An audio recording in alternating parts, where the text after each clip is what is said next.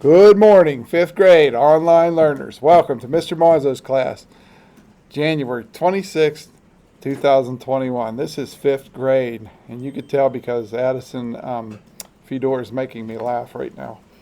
I'm actually finding her somewhat humorous today. Just a little bit, Addison. Okay, so anyway, we're all excited because I got my Apple Watch updated and got a new photo there. And Miss Feathers helped me, and now I find out my whole class knows how to do this. I'm like Johnny Lawrence, and for you at home, the parents at home know who Johnny Lawrence is. A little behind on technology. Okay, simple machines, that's what we're talking about. Pushing cars, kind of, sort of. The reason why we mentioned pushing cars is because in the first picture from yesterday, the boy's pushing on the car, and the car is not moving. No work is being done. Somebody joins him in the second picture. Two people are pushing. The car is moving out of the picture frame. Work is being done because an object moved. So scientifically, if you're exerting effort and something isn't moving, you are not working. So I could push on this wall all day long, and until it falls over, I have not done any work.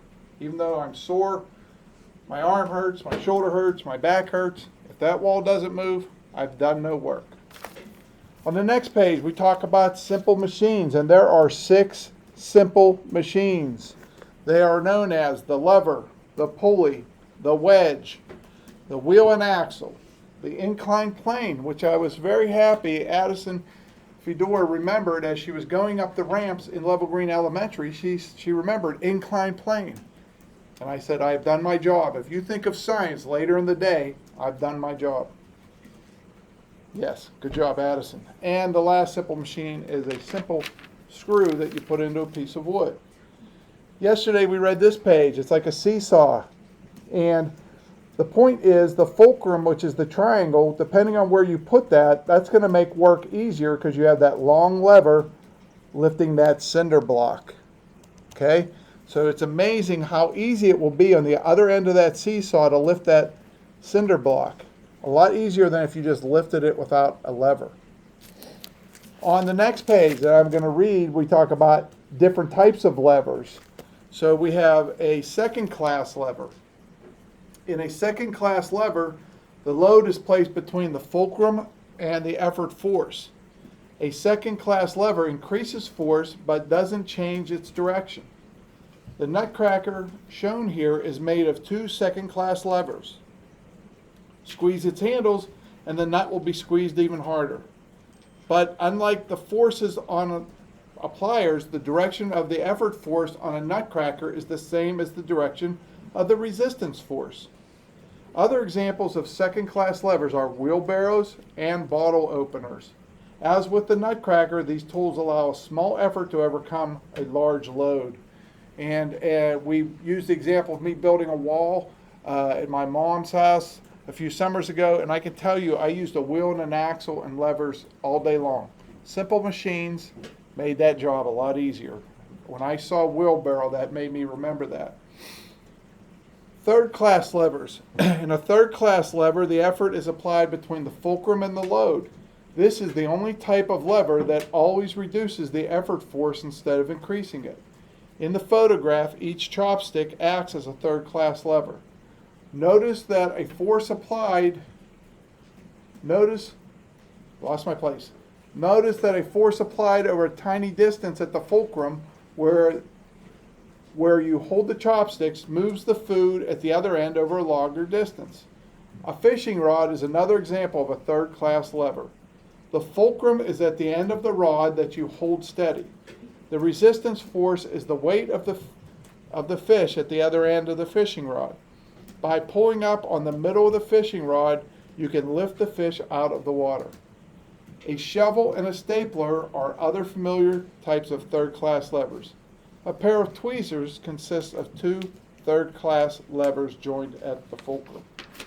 Okay, so that's levers, and we're in the vicinity of page F19 and F20 if you have your books at home.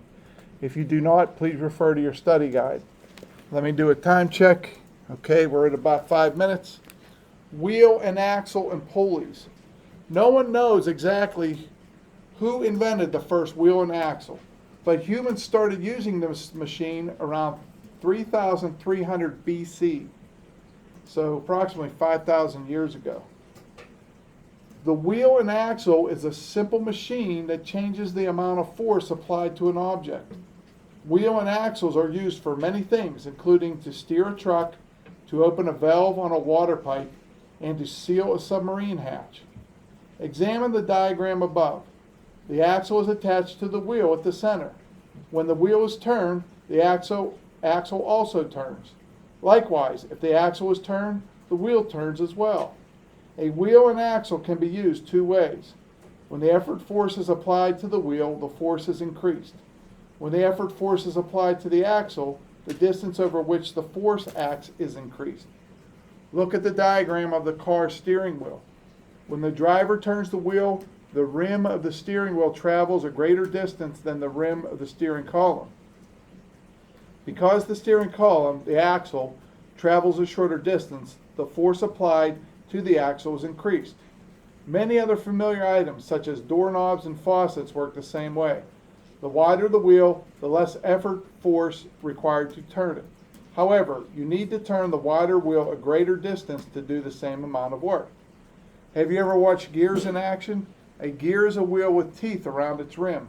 The teeth interlock with teeth of other gears, allowing a system of gears to transmit motion. Machines that use gears include cars, bikes, and window cranks. A pulley is a wheel with a groove along its edge. A single fixed pulley consists of a pulley attached to a high point, such as a tree branch or a ceiling, with a rope fed through the wheel's groove. You attach one end of the rope to an object and then pull down the other end of the object. This is called a fixed pulley because the pulley remains in place. The fixed pulley changes the direction but not the size of the force needed to move an object. Pulling the rope a distance of 1 meter lifts the object 1 meter, so the same force must be exerted. The advantage is you can pull down instead of lifting up. Pulling down is much easier. Okay, tomorrow we will talk about pulleys on a flagpole and how they help us raise things to higher heights like the top of a flagpole and lifting boxes with multiple pulleys. Again, if you don't have your book at home, please study the website, do today's journal entry for Tuesday. You also have one for Wednesday and Thursday. The quiz is Friday. And make sure you keep up with your work. We will read more from the book tomorrow. Online learners, we miss you and we hope to see you soon. And everybody say goodbye to the online learners. Bye. Believe me, there's 20 people in this room. You're just not hearing them.